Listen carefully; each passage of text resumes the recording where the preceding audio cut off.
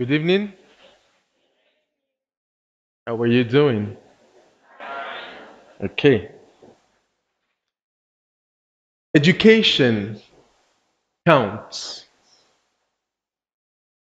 If I am here in front of you tonight, it's thanks to education.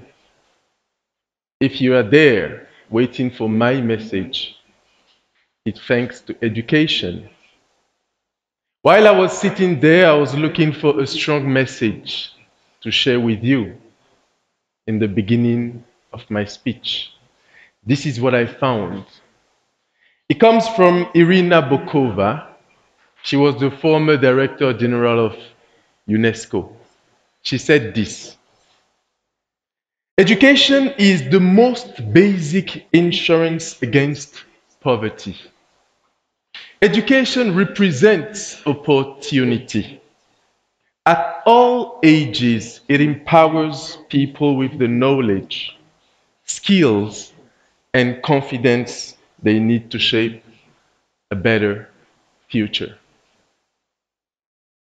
For people who know Education for All, their global monitoring reports states many things that proves it. For example, 1 year of extra schooling increase your earning by 10%. Education promotes gender equality and empowers women. Women with education have 3 children.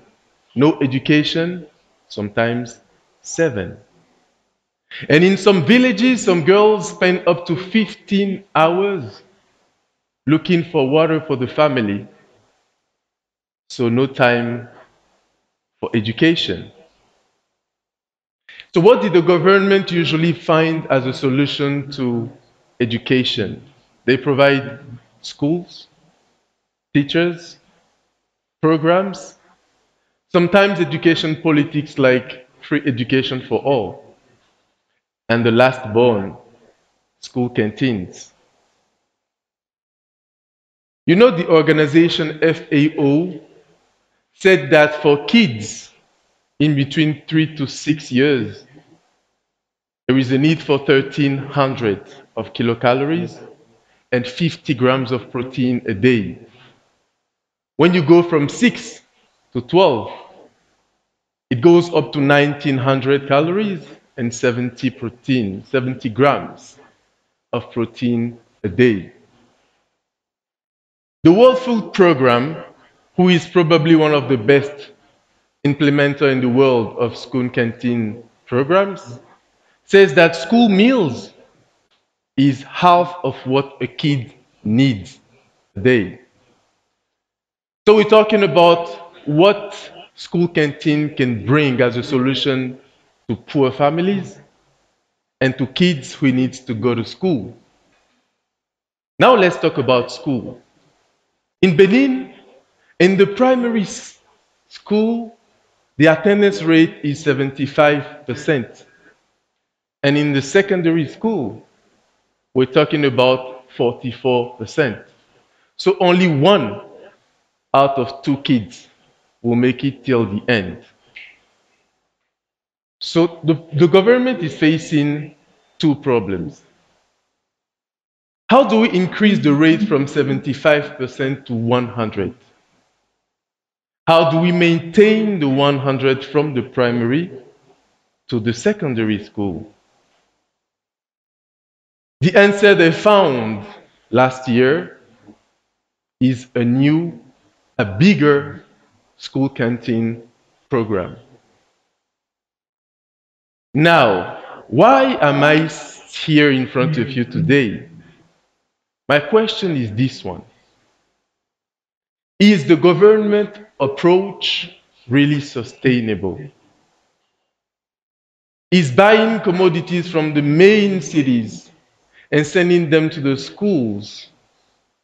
Is importing commodities from overseas for the schools really sustainable? Let's talk a bit about sustainability. When I want to define sustainability, I think about future generation. So basically, a project that is sustainable is a project that you put in place today and you make sure you take into account the capacity of the future generation to take the positive results and produce something good out of it. And since we're talking about curiosity today, I made some research. And I came across one approach that I want to share today that is called from farm to fork. So basically, from farm to fork means that the foods come out of the farms in the village for the kids who are in the schools in the same village. What does that mean, for example, for Kofi in Grand Popo and his daughter? I'm pretty sure everybody knows Grand Popo here. Who has been there? Is it nice? Thank you. Kofi is a farmer and he produces soybeans. And with soybeans, you can have tofu. And tofu can easily replace meat or traditional beans because of what he can bring in proteins to kids. So from farm to fork approach will mean that what Kofi is producing is being transformed by his wife and consumed in his school by his daughter. We're talking about a market of more than 5 million people who are still under 15 years old. We're talking about asking the government to use this opportunity to convince Kofi to increase his capacity of production so that he does not affect the market price. We're talking about the government asking Kofi's wife to transform this commodity so that the kids can eat it. And we're talking about the schools who can get those commodities from this family or family like those ones to feed their kids. What are the benefits? In supply chain, there is something we call ITSH, internal transport, storage, and handling fees. So basically, it's the cost of bringing the commodities from elsewhere to the beneficiaries. And here, we're saving a minimum of 50%. We're talking about more taxes for the government because since Kofi is making money, he'll probably have to pay taxes. We're talking about the development of Kofi's community because he is making money while being in his community.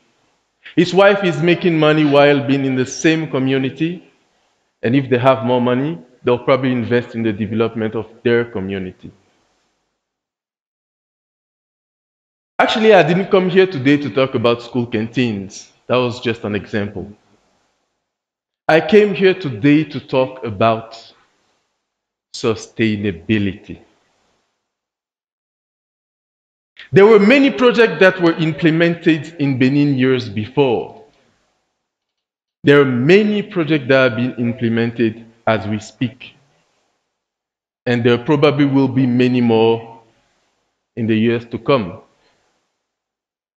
What I'm asking my government today, what I'm asking Africa today, what I'm asking the technical and financial partners is to use the sustainability loop when they conceive the project and to allow only those projects that think about the future generation before implementation.